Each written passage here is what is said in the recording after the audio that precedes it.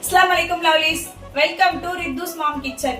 இன்னைக்கு நம்ம என்ன ரெசிபி பண்ண போறோம் அப்படின்னா சிக்கன் பிரியாணி. நான் இன்னைக்கு வந்து வடி பிரியாணி தான் பண்ண போறேன். ஸோ என் ஸ்டைல் எப்படி பண்றேன்னு சொல்லி நான் உங்களுக்கு வந்து காட்டுறேன். ஓகேங்களா? ஸ்டார்ட் பண்ணலாமா? வாங்க. இப்போ பார்த்தீங்கன்னா நம்ம வந்து ஒரு 1/2 kg சிக்கன் பிரியாணி தான் பண்ண போகிறோம். ஸோ அதுக்கு நான் வந்து ஆனியன் ஒரு 300 கிராமு, டொமேட்டோ ஒரு 200 கிராம் எடுத்திருக்கேன். இப்போ வந்து அரிசி வாஷ் பண்ணிவிட்டு பிரியாணி வந்து ஸ்டார்ட் பண்ணலாம், சமைக்க ஆரம்பிக்கலாம். எல்லாமே ரெடி பண்ணி எடுத்து வச்சுக்கிட்டேன். இப்போ வந்து அடுப்பு ஆன் பண்ணி பாத்திரம் எடுத்து வச்சுட்டு ஸ்டார்ட் பண்ண வேண்டியது தான். ஆயில் பார்த்திங்கன்னா நான் வந்து ஒரு 100 ml எடுத்திருக்கேன். ஒரு 100 ml ஆயில் ஊற்றிட்டு நல்லா வந்து ஆயில் வந்து சூடாகட்டும். சூடானோடனே ஒரு 4 பட்டை, 4 கிராம்பு, ஒரு 3 ஏலக்காய் எடுத்து வச்சுருக்கேன். அதையும் போட்டுக்கலாம். தென் வந்து அதுக்கப்புறம் ஆனியன் போட்டு நல்லா ஃப்ரை பண்ணிக்கலாம். ஆனியன் வந்து கொஞ்சம் சீக்கிரமாக ஃப்ரை ஆகிறதுக்காக நான் வந்து சால்ட்டு போட்டுக்கிறேன்.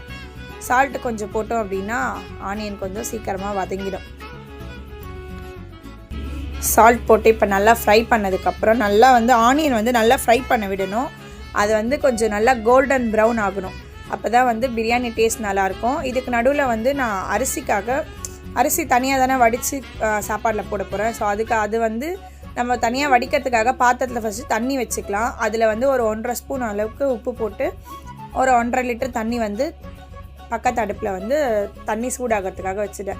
இப்போ பார்த்திங்கன்னா ஆனியன் வந்து நல்லா ஃப்ரை ஆகிடுச்சு. ஆனியன் ஃப்ரை ஆனோடனே எல்லாருமே வந்து ஜிஞ்சர் கார்லிக் பேஸ்ட் போடுவாங்க. ஆனால் என் ஸ்டைலில் நான் வந்து போட மாட்டேன். நான் டொமேட்டோ தான் வந்து போடுவேன். ஸோ டொமேட்டோ வந்து போட்டுட்டு நெக்ஸ்ட்டு வந்து ஜிஞ்சர் கார்லிக் பேஸ்ட்டு அது வந்து ஒரு 2 டேபிள் ஸ்பூன் போட்டுக்கலாம். அதுவும் போட்டு onion, tomato, ginger garlic paste, then வந்து சில்லி ஒரு 4 பச்சை மிளகா. ஸோ எல்லாமே போட்டு நல்லா வந்து வதக்கிக்கலாம். நல்லா வதக்கிட்டு அதுக்கப்புறம் புதினா, கொத்தமல்லி எல்லாமே வந்து ஒரு கொத்தமல்லி ஒரு கட்டுனா அதில் ஒரு 1/4 கட்டு அந்த மாதிரி எடுத்து வச்சுருக்கேன். புதினாவும் அந்த மாதிரி தான் எடுத்துருக்கேன். ஸோ ரெண்டுமே நல்லா போட்டு அதோடு நல்லா மிக்ஸ் பண்ணிக்கலாம். அதுவும் நல்லா வதங்கட்ட கொஞ்சம் நேரம் மூடி வச்சு வதங்க விட்டுட்டு அதுக்கப்புறம் இப்போ ஓப்பன் பண்ணால் நல்லா வதங்கி வந்துடுச்சு. இப்போ பார்த்திங்கன்னா இது நல்லா வதங்கி வந்துருச்சு. ஸோ இந்த ஸ்டேஜில் வந்து நம்ம சில்லி பவுடர் வந்து ஆட் பண்ணிக்கலாம். நான் வந்து 1 ஸ்பூன் சில்லி பவுடர் வந்து ஆட் பண்ணியிருக்கேன். ஓகேங்களா? நீங்கள் வந்து எக்ஸ்ட்ரா கூட ஆட் பண்ணிக்கலாம், உங்கள் காரத்துக்கு தகுந்த மாதிரி தான். நான் வந்து ரித்து சாப்பிட்ணுன்றதுக்காக கொஞ்சம் கம்மியாகவே ஆட் பண்ணியிருக்கேன். இதுவும் நல்லா வதங்கிட்டதுக்கப்புறம் நம்ம வந்து சிக்கன் எடுத்து வச்சுருக்கோம். ஒரு லெக் பீஸ் எடுத்து வச்சுருக்கோம், கொஞ்சம் நார்மல் பீஸ் வந்து எடுத்து வச்சுருக்கோம். அதையும் போட்டு நல்லா நம்ம வந்து அந்த மசாலாவோட பிளெண்ட் ஆகிற மாதிரி நல்லா வந்து மிக்ஸ் பண்ணிக்கலாம். மிக்ஸ் ஆனதுக்கப்புறம் இப்போ பார்த்திங்கன்னா நம்ம வந்து சிக்கன் நல்லா சாஃப்டாக வெந்து வரதுக்காக நம்ம வந்து தயிர் ஊற்றிக்கலாம். தயிர் பார்த்திங்கன்னா நான் வந்து ஒரு 2 டேபிள் ஸ்பூன் தான் எடுத்திருக்கேன். ஒரு 2 டேபிள் ஸ்பூன் தயிர் ஊற்றி அதையும் வந்து போட்டு நல்லா நம்ம வந்து மிக்ஸ் பண்ணிக்கலாம். மிக்ஸ் பண்ணதுக்கப்புறம் தண்ணி வந்து மெஷர் பண்ணி நம்ம வந்து இப்போ ஊற்றிக்கணும். தண்ணி ஊற்றிட்டு நம்ம கொதிக்க விடலாம். தண்ணி பார்த்திங்கன்னா நான் வந்து அரிசிக்கு ஏற்ற மாதிரி அளந்து வச்சுருக்கேன். நான் வந்து இப்போ ஒரு 1.5 கிளாஸ் வந்து தண்ணி ஊற்றுறேன். 1.5 கிளாஸ் வந்து தண்ணி ஊற்றி மூடி வச்சுட்டோம் அப்படின்னா இப்போ நல்லா வந்து சிக்கன் வெந்து வரணும் நம்மளுக்கு.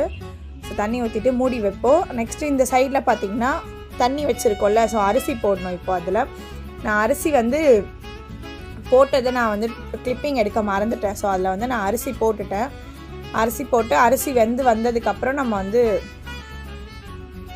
தம் கொடுக்குறதா வேலை. இப்போ பார்த்திங்கன்னா அரிசி வந்து நல்லா வெந்து வந்துருச்சு. ஒரு அரிசி பார்த்திங்கன்னா ஒரு 75% அளவுக்கு குக்காக இருந்தால் போதும், நம்ம வடிச்சிடலாம். இப்போ வந்து வெந்துருச்சு. இப்போ நான் வந்து வடிச்சிட்ருக்கேன். ஸோ வடிச்சிட்டு இப்போ இந்த சைடு பார்த்திங்கன்னா சிக்கனும் நல்லா வெந்து வந்துருச்சு, மசாலாவும் நல்லா சுண்டி வந்துருச்சு.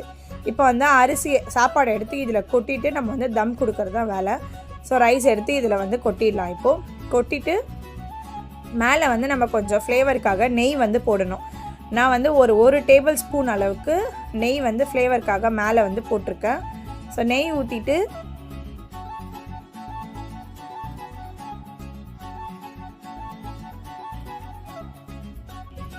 தட்டு போட்டு நம்ம வந்து மூடி தம் கொடுத்துட்டோம் அப்படின்னா ஒரு 15 மினிட்ஸ் நம்ம வந்து தம் கொடுக்கணும். தம் கொடுத்து நம்ம இறக்கிட்டோம் அப்படின்னா சூப்பரான சிக்கன் பிரியாணி வந்து ரெடி ஆகிடும். இப்போ நம்ம தம் கொடுத்துட்டு தம் முடிஞ்சோடனே பார்க்கலாம் எப்படி வெந்து வந்திருக்கு அப்படின்னு சொல்லி.